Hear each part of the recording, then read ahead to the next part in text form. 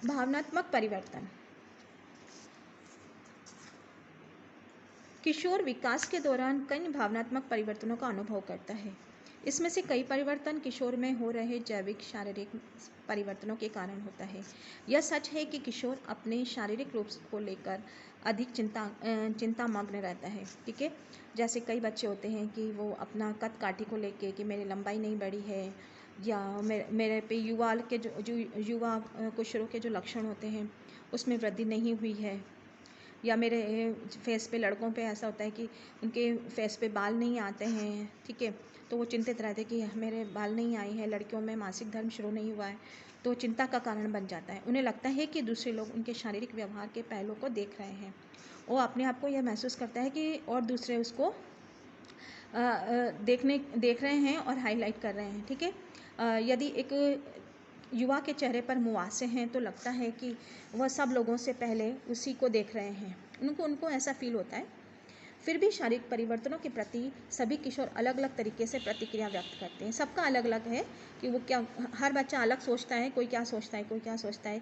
एक लड़का जिसके चेहरे पर उसकी उम्र अन्य लड़कों की तुलना में पर्याप्त बाल नहीं है, उसे ये अजीब सा लग रहा है, तथापि चेहरे पर बाल ना होना किसी अन्य लड़के का परेशान न करे, ऐसा भी हो सकता है। शारीरिक विकास के प्रति गर्व, सहज भाव रखने से किशोरों में स्वबोध का सकारात्मक प्रभाव पड़ता है।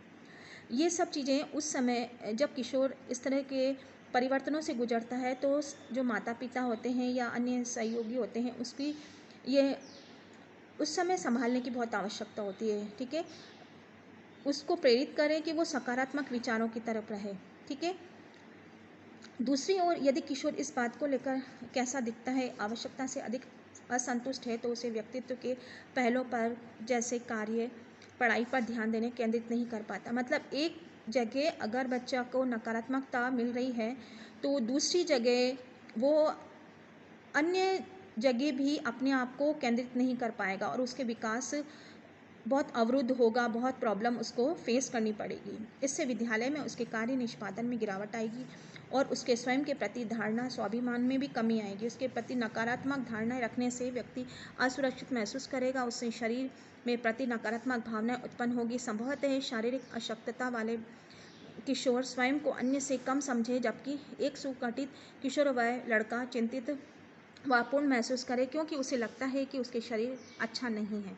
मतलब इस तरह की धारणाएं व्यक्ति को विपरीत मोड़ के ऊपर ले जा सकती हैं। किशोरों की मन की स्थिति भी बदलती रहती है। उदाहरणार्थ, कभी परिवार के सदस्य मित्रों के साथ रहने की इच्छा रखता है, कभी बिल्कुल अकेले रहने की कोशिश करता है, कभी उसे अचानक बेहद तेज क्रोध आ जाता है। ऐसा इसलिए होता है क्योंकि किशोर विभिन्न स्तरों पर स्वयं में हो रहे विभिन्न प्रकार के परिवर्तनों को जानने और समझने का प्रयास करता है। इस समय किशोरों की जो स्थिति रहती है बहुत नाजुक स्थिति रहती है।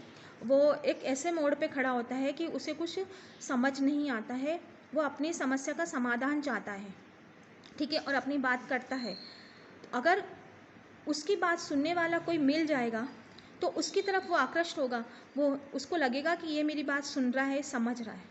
ठीक है, तो इस समय किशोरों को बहुत ज़्यादा स्नेह की आवश्यकता होती है। तो माता पिता से भी माता पिता की, परिवार की और विद्यालय में अध्यापकों की और समाज में सदस्यों की बहुत जिम्मेदारी बन जाती है कि वो उन जो किशोर है उनको सकारात्मकता की तरह प्रेरित करें, उनके साथ अच्छा बिहेव करें, उनकी समस्याओं का समाधान निकालें। उसके बाद हम बात करेंगे संज्ञानात्मक परिवर्तन। अभी हमने बात की है बच्चों भावनात्मक परिवर्तन की।